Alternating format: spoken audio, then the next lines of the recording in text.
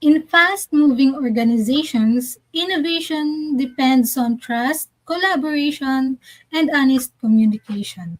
Yet conversations we avoid often shape our culture more than the ones we have. Unspoken concerns become misunderstanding, silence turns into exclusion, polite agreement masks deeper misalignment. Welcome to the PhD with Women on IT, Hack the Future. My name is Jimil Navarrosa, and today's PhD, Positivity Hack Delivered, will be by our guest, Anna Lecat. Our topic for today is titled Every Conversation We Avoid Becomes the Culture We Live With. Episode 217 starts here. Let me remind you, this is a grassroots community that focuses on women in IT, an inclusive forum of women in technology, startup, and female leaders who are supported by men as well. And I bring heart to that hustle because empathy is my mojo and empathy is critical in every conversation. Now let's go back to our topic.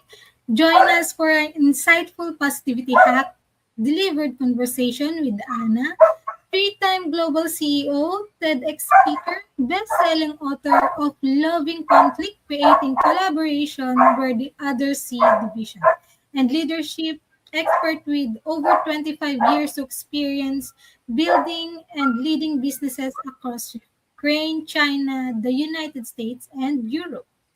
Drawing from the decades of navigating diverse cultures, global teams, and high-stake leadership environment, Anna will share how leaders can transform conflict from something people fear into a powerful tool for connection, trust, and collaboration. Whether you're a leader, founder, entrepreneur, people manager, or team member navigating growth and change, this episode will challenge how you think about communication, collaboration, and leadership. Please join me giving in a warm welcome to Anna. Thank you so much for joining us today. And to start, where in the world are you today? Thank you for having me. I'm in Paris, in France. So Anna, you write that a team isn't truly inclusive if people feel they have to stay silent to belong. As women in tech, we often feel like we have to tread lightly to be liked. How can we start speaking our truth without feeling like we're risking our place at the team? What's very important to remember that truth is not aggression. I see truth as contribution. And it's about how you tell your truth. If you say, if you start with, I see something that may help us, it's for us, it's for the project, it's for us to handle something together. It's not seen as aggression anymore. And we need to remember that we do not earn trust by making ourselves smaller. If you are silent, if you still stay silent, long term, it costs you power because it costs you trust. So Anna, your book, which is just released earlier this year, Loving Conflict, came out earlier this year. Congratulations, by the way. And but for many of us, conflict triggers pure anxiety. What's one mental shift we can make to start seeing tension as useful information rather than a threat to our relationships? It's just that we need to remember that anytime we see tension, there is data. We just treat it as data. It tells us that something matters to us or to the other person or to both of us if it's a one-on-one conflict. Whenever somebody gets angry, defensive, quiet, we need to ask ourselves, what do they care about that is not being named here? What is it that they care about? What is their value? And what is their fear? And the danger that I see is not in the disagreement, it's not in the fighting. Actually, the danger is when people stop talking, when they stop telling the truth. And so remembering that that's the danger, that every conversation we don't have is costing us trust, costing us relationships, possibilities, innovation. Then every time we see tension, we will start looking at, okay, what does this actually mean, instead of being afraid of it. Sorry for the dog in my background.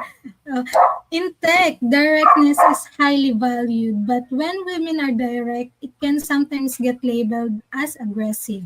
How can we strike that perfect balance of being super clear and direct without losing our warmth and care? Look, so first of all, the fact that women sometimes get labeled as aggressive is a cultural phenomena that will change hopefully in time, because women should be fighting as much as men are fighting. Now, how do we fight? And to me, my personal preference of fighting is fighting kindly. So the formula that I use is warmth in the intention and clarity in the words. You know, Brene Brown said, clarity is kindness. And I really believe that, and I remember this every day. So as long as my intention towards the other person is warm, as long as my aim is not to make myself right and them wrong and to prove them wrong, my intention is warmth, and I stay clear in my words, it will not be seen as aggression. Now, some people will still see a woman who stands up for what matters to her and label her aggressive. As long as your intention is warmth and you're clear, let's not worry about those labels. Sometimes we stay silent because of imposter syndrome. We assume if no one else is pointing out this issue, maybe I'm the one who's wrong. How do we overcome that self doubt and realize our unsaid thought might actually save the project? So the question is, how do we overcome imposter That syndrome? yes, yes. By practice. You know, we all grow up in cultures and families where we are told avoiding conflict, not saying what bothers us, is love. And we learn it from our parents, from our culture, from our surroundings. And so it's difficult at first to come out and start acting differently than what we were brought up or what we're used to. By practicing in small steps, in places that are not so high stakes, and seeing how when we go through the conflict, when we face the conflict and we fight kindly, we actually gain more trust, our relationships are better, we are more successful at work or at homes. So the more often we do it, the more we practice, like with anything, cooking, exercise, dancing, right? The more we do it, the better we get at it, the more we love it. So I would say that we all have imposter syndrome and we all learn to avoid conflict. The only way around it is actually doing it and knowing that the skill is going to get better and that the trust and relationship will grow from the process. In the startup world, everything moves at 100 miles an hour. It often feels like that's zero time for deep cultural check ins. How can fast paced tech teams build truth telling into their daily busy routines without slowing down? Look, I work with many corporations in tech industry. I understand that we need to move fast. Clarity actually is short. Clarity doesn't take more time. What takes more time is having meeting after meeting because we didn't say things openly and clear. And so I'm not proponent of adding another heavy meeting where we all go back and forth and debate the issues. In fact, I recommend 45 minutes meetings on the issues.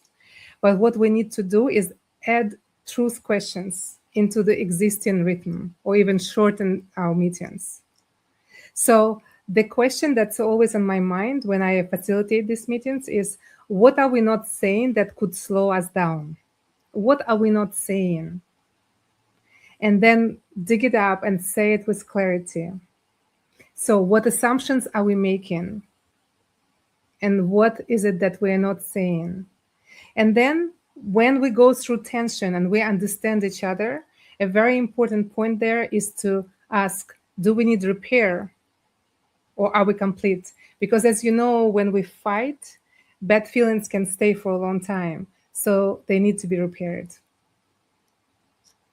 We often avoid calling out microaggressions or subtle exclusion because we don't want to make things weird or seem overly sensitive. What is a gentle, caring way to address these uncomfortable moments in real time? It's a great question. Thank you for asking it. I think gentle. So, what is gentle? I do not think gentle equals vague. I think that caring doesn't mean silence. So, whenever I experience microaggressions or subtle exclusion around me, towards me, or other people, for me, it's very important to bring it up, to not let any go unnoticed, because people learn when they do once and it gets unnoticed, it gets uncorrected, they'll do it more and more often, and then it can escalate, right? So noticing, pausing every time, not allowing anything slip, all those thoughts that we might have, oh, let's not bring it up, it's okay, forget about it, they didn't mean it. No, it's about pausing anytime there is a subtle discomfort and saying it, vocalizing it, and remembering that it's about I just felt this. To not assume bad intention or any intention from the other person. So, for example, hey, I want to pause here. That landed differently than I think you intended. I don't know what you meant there. This is how it made me feel. Can we just pause here? Or I often say, can we rewind here? Can we rewind that? I don't want to pass too quickly. Can we stop there? Can we pay attention to what was just said? When communication breaks down or tension arises in a team, it can stall everything. What is your personal go-to strategy for problem solving when you need to get a group back on track and aligned? So I think that the facilitation of the conversations, of group conversations, is very important. And what I usually do with teams that I work with is that the facilitator changes every time, every conversation, so that everybody gets to facilitate. So it's not just the boss who facilitates the meetings or the invited facilitator. So I, for example, teach people how to facilitate these meetings so that they know how hard it is, so that when they are a participant, they adjust their behavior. And they also, the team then, the group feels responsible for the outcome, so that the responsibility for the outcome doesn't land on one person only. Everybody is empowered, everybody has agency and responsibility for the outcome. Another strategy that's very important is to keep things calm. So when we get flooded, when we are emotionally flooded, we often say things that we later regret. So to not allow that to happen, it's important that the meeting is at the place in a time where people can calm down their nervous system. So the phones are off the table, it's silent around, and then there are check-ins, how everybody is speaking, how everybody is feeling. In general, in my method, in my book, and my workshops, it's all about the body, checking in with your body and looking at nonverbal cues in the group to see, to sense how everybody is feeling, because it impacts how we talk, how we think, how we make decisions. You built companies across Ukraine, China, the US, and France, which is an absolute dream career. What is one major cultural difference you've noticed in how people handle or avoid difficult conversation across the globe? There are definitely differences between cultures, how they handle conflicts and how they avoid or go in it. Overall, no matter where I work, because I give the workshops and speak in front of audiences all over the world now, in Middle East, in Africa, in Canada, the United States, all over Asia, I want to say first, we are all connected by the fact that we avoid conflicts. We all want to love and be loved. We all want to be seen and to see other people. So that's all human. Now we have different habits depending on the culture. So, for example, in France, disagreement can be intellectual and almost enjoyable.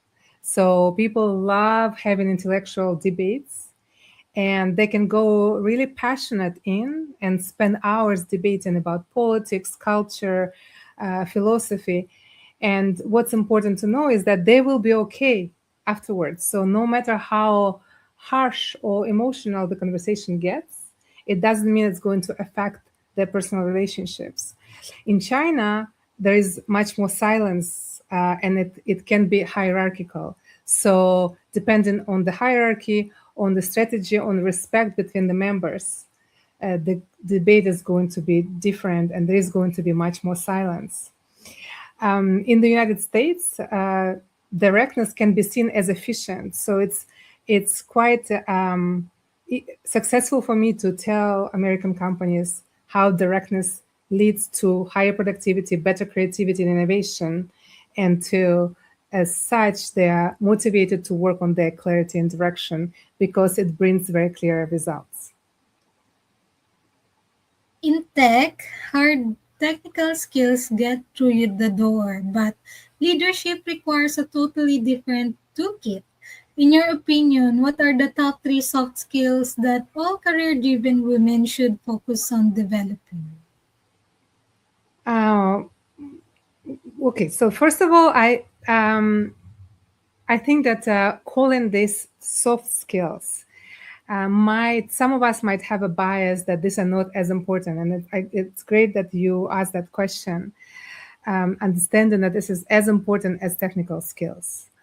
So number one for men and women, I wouldn't just single women out here, I believe is self-regulation, knowing what we're feeling, how we're feeling, what upsets us, what disturbs us, when are we anxious, when are we calm, and how do we calm ourselves down, how do we self regulate. So, how do we stay grounded when the room gets tense? Is a very important skill. It's a practice, it's a mindfulness practice that I think everybody needs, that people who leave home and work in teams or spend time in community need to know how to self-regulate, not only for themselves and how they behave, but also when they meet people who are dysregulated, who are upset, sad, angry, the ability to for me to regulate myself so that I can help other people get regulated is very important, can come really handy at work. Another skill is curiosity, staying open-minded, curiosity about myself, my own biases, my history, the story I'm making about the situation, and also curiosity and listening to others, ready to change our mind. When we listen, there is this quality of listening, and I write about it a lot in my book, where we listen in a way that we do not just look for confirmation of what we already believe. We look for new information, and that's very difficult to develop and absolutely needs to be developed. Number three is clear truth telling, clarity. I keep talking about clarity here. So, can you say the real thing without attacking the other person?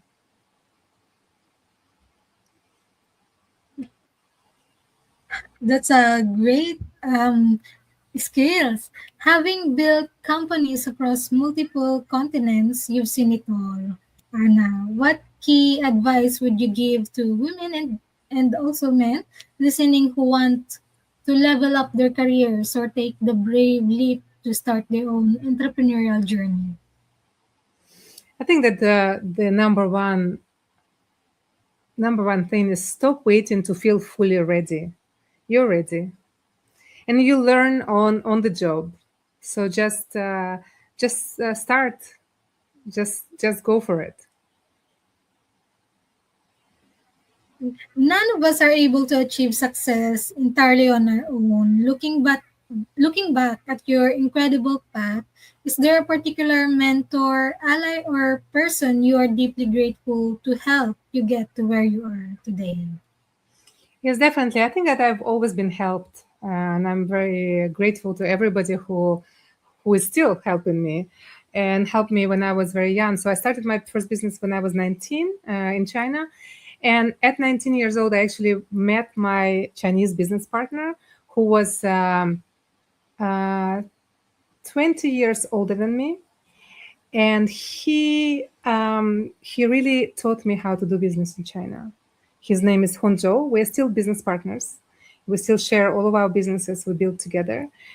And he really understood that I dream big and that I'm willing to work really hard on my projects at work and in my personal life, and I love to grow and to learn. And so he was there to support me financially, legally, culturally, and without him, definitely I wouldn't have been able to build what I have.